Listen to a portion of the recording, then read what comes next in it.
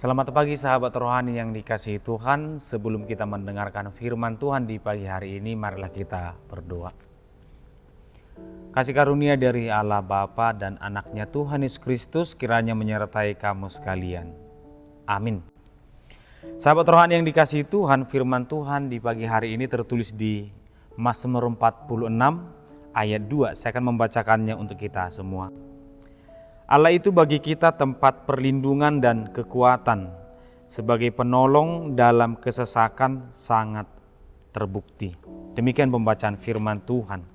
Sahabat rohani yang dikasihi Tuhan, seorang pemuda pernah datang kepada Yesus, berjanji ingin mengikuti Yesus. Tapi Yesus hanya berkata, anak manusia tidak memiliki tempat untuk meletakkan kepalanya. Jawaban itu langsung membuat semangat si pemuda tersebut berubah. Dia berpaling meninggalkan Yesus.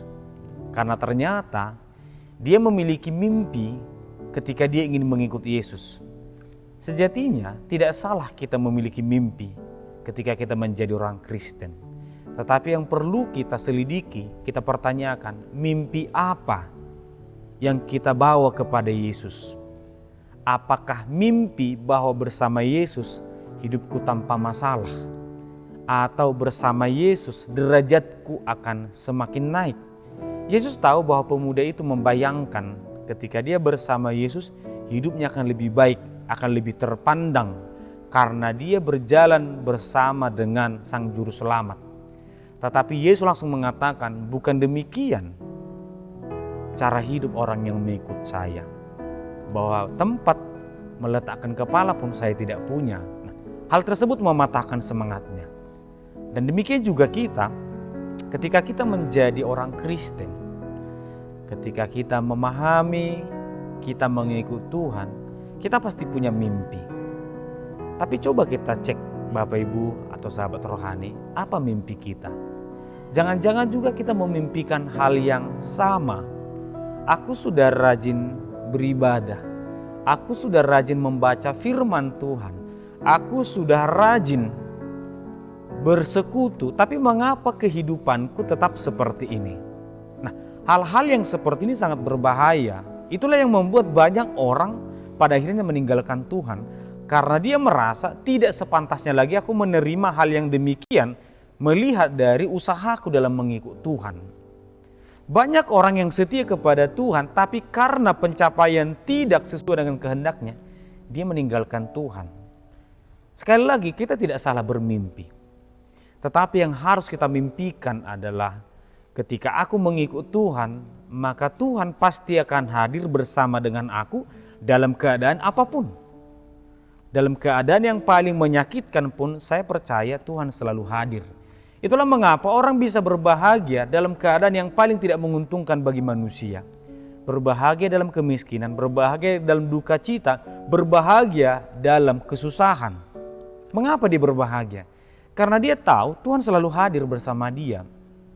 Sehingga ketika kita berdoa juga, ketika kita bermimpi, mari kita cek juga apa yang dibayangkan oleh Daud dan para penulis Mazmur lainnya. Mereka hanya berkata bahwa Tuhan adalah tempat aku berlindung. Bukan Tuhan adalah tempat di mana hidupku tanpa masalah. Mari bersahabat dengan waktu, mari bersahabat dengan keadaan. Jangan pernah ketika kita di malam hari, kita selalu bermimpi agar siang hari cepat datang. Ketika kita siang hari, kita bermimpi malam hari cepat datang. Ketika kita bergumul, kita bermimpi pergumulan ini cepat selesai. Jangan. Mari bersahabat dengan semua keadaan ketika Tuhan berada di antara kita atau bersama kita. Maka malam itu bukan hari yang menyakitkan. Maka duka cita itu bukan keadaan yang menyakitkan. Itulah mengapa pemazmur mengatakan, Allah itu tempat perlindungan dan kekuatan sebagai penolong dalam kesesakan, bukan menghilangkan kesesakan. Penolong dalam kesesakan. Sehingga jangan pernah meminta Tuhan mengubah keadaan. Jangan pernah menyesali keadaan. Jangan pernah meminta engkau berlayar dalam lautan, tapi meminta juga Tuhan meniadakan badai. Tidak mungkin. Dimanapun kita berada, apapun keadaannya, mari meminta bahwa Tuhan akan selalu hadir. Sahabat rohani yang dikasihi Tuhan, Dia tempat perlindungan tidak berarti bahwa kita meninggalkan tempat ini dan beranjak bersama Tuhan.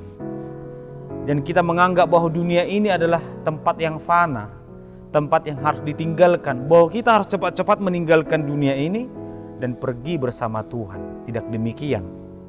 Dunia ini juga tempat yang baik bagi orang beriman untuk bertumbuh, asalkan dia hidup bersama Tuhan.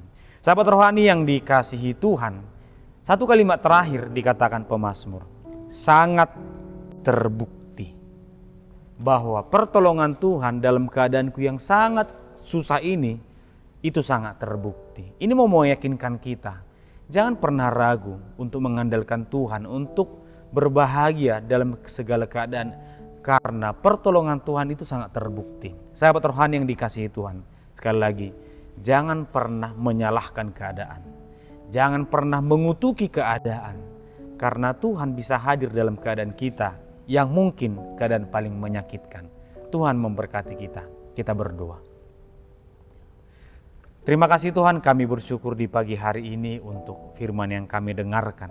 Kebaikan-Mu, pertolongan-Mu sangat nyata kepada orang-orang beriman. Dan biarlah juga keyakinan itu kami pegang teguh bahwa Tuhan selalu hadir bersama kami dalam segala keadaan. Kami percaya dan kami yakin bahwa Tuhan mampu menjaga kami dalam keadaan yang paling tidak baik, agar kiranya kami tetap berbahagia dan setia dalam keadaan apapun.